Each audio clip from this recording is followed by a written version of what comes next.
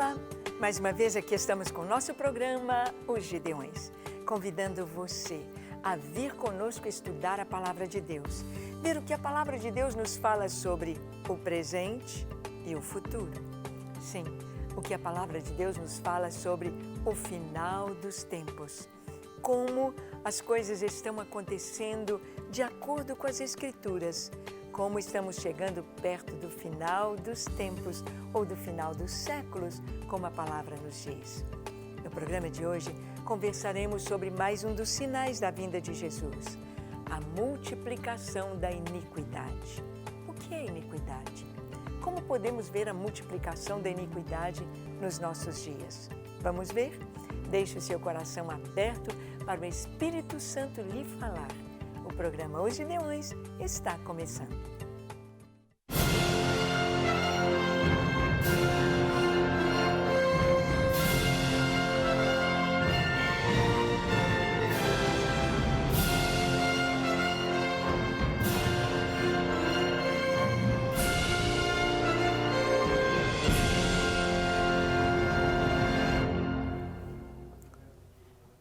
Muito bem, nós sabemos que a Palavra de Deus nos mostra todas as coisas em detalhes, de uma maneira com absoluta precisão, a respeito do tempo do fim.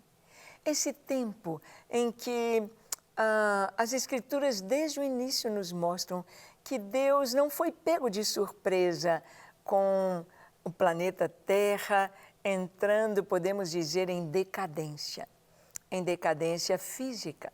Podemos ver a poluição destruindo o planeta, em decadência moral, em decadência espiritual.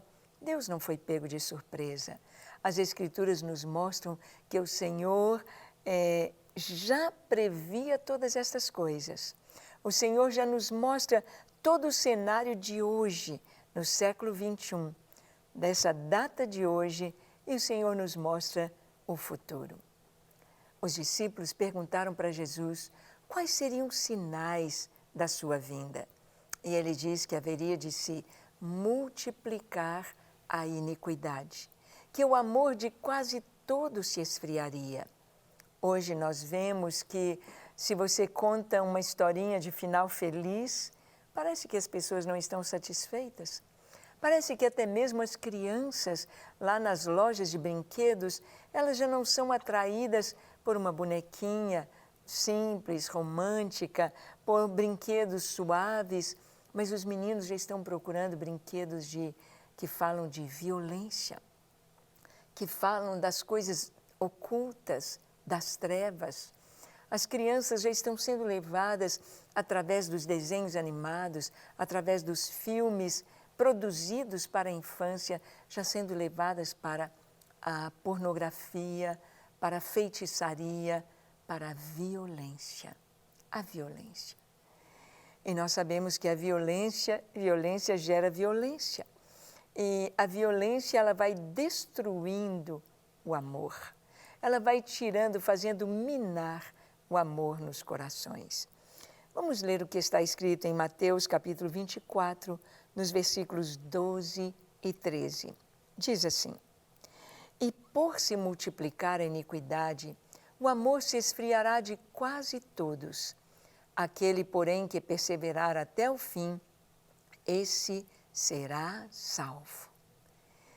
A palavra é por se multiplicar a iniquidade. Não é aumentar, é multiplicar. Nós podemos entender que esse tempo seria um tempo de total iniquidade.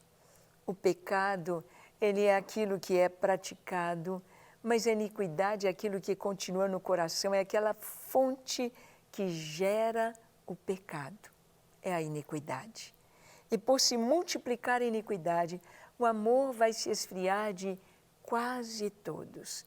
Esse quase todos deixa um pequeno remanescente, deixa um pequeno número de pessoas apenas que têm amor no coração. Nós vemos lá no islamismo como que eles já ensinam para as crianças pegando seus ursinhos com uma faca e cortando o pescoço dos bichinhos, de pelúcia, é claro, mas já com aquele ódio, já sendo treinados para matar, matar de forma tão violenta, por se multiplicar a iniquidade. O amor se esfriará de quase todos. Em Mateus 13, de 37 a 43, nós lemos Jesus falando sobre a parábola do joio e do trigo. Vamos ver o que está escrito. Diz assim: E ele respondeu: O que semeia a boa semente é o Filho do Homem. O campo é o mundo. A boa semente são os filhos do reino. O joio são os filhos do maligno. O inimigo que o semeou é o diabo. A ceifa é a consumação do século, e os ceifeiros são os anjos. Pois, assim como o joio é colhido e lançado ao fogo, assim será na consumação do século. Mandará o Filho do Homem os seus anjos, que ajuntarão do seu reino todos os escândalos e os que praticam a iniquidade, e os lançarão na fornalha acesa. Ali haverá choro e ranger de dentes. Então, os justos resplandecerão como o sol no reino de seu Pai. Quem tem ouvidos para ouvir, ouça. Bem, esta é a palavra. Jesus contou essa parábola do joio e do trigo.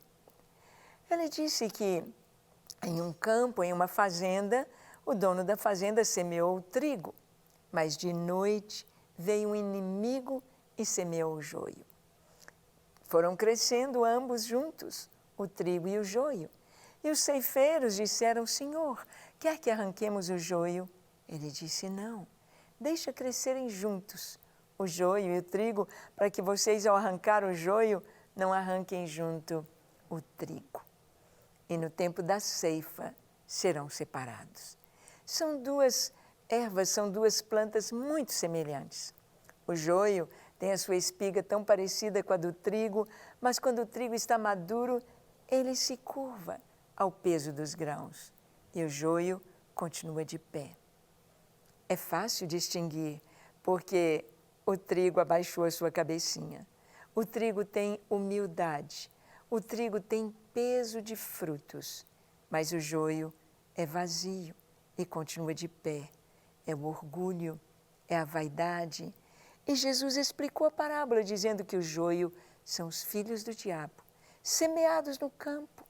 O campo é o mundo, os ceifeiros são os anjos, o trigo são os filhos de Deus.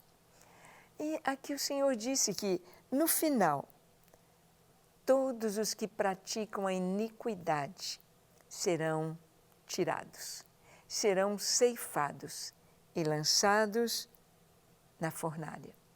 Lançados na fornalha que é o inferno. Ali o Senhor diz: haverá choro e ranger de dentes. A iniquidade, por se multiplicar a iniquidade, os que praticam a iniquidade.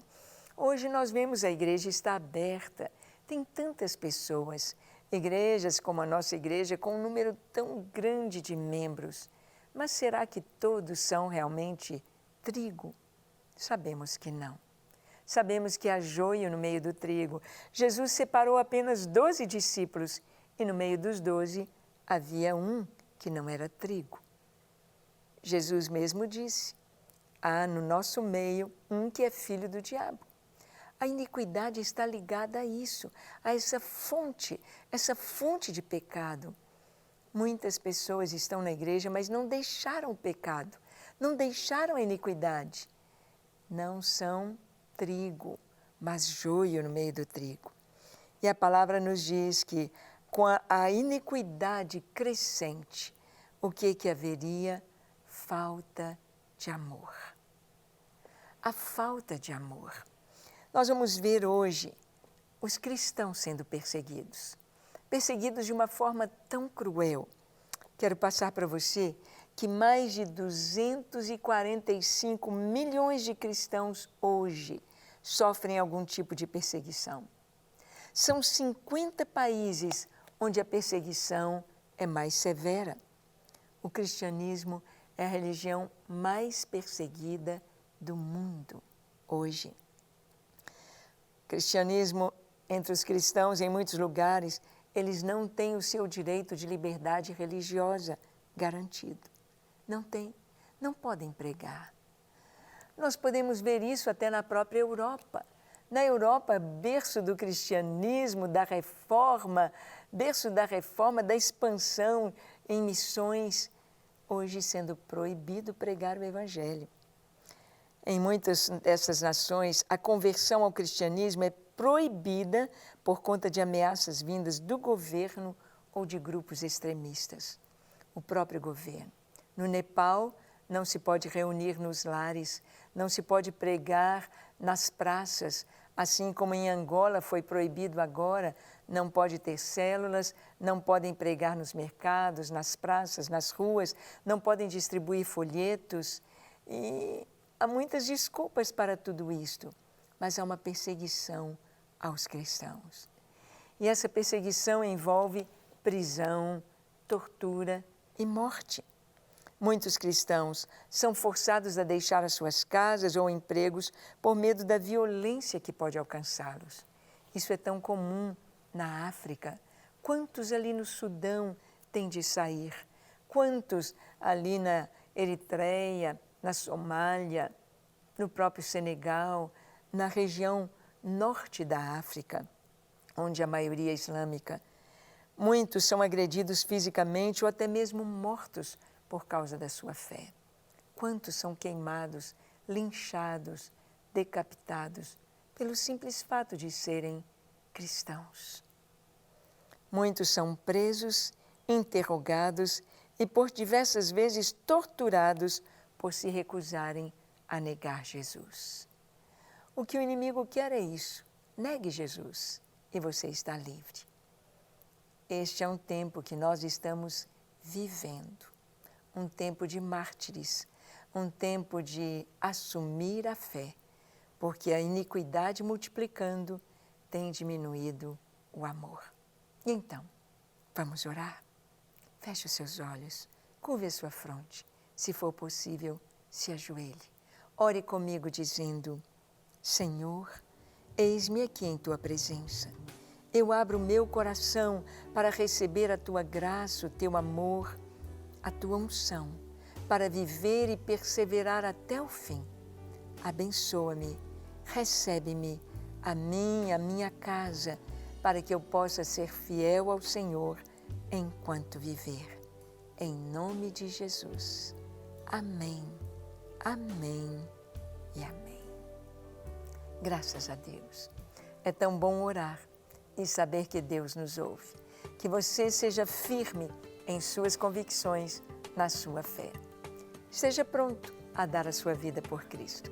Que Deus te abençoe ricamente. Até o nosso próximo encontro para compartilharmos a palavra de Deus aqui na Rede Super. Não se esqueça de conhecer também os Gideões 24 horas diante do Senhor. Até o nosso próximo encontro.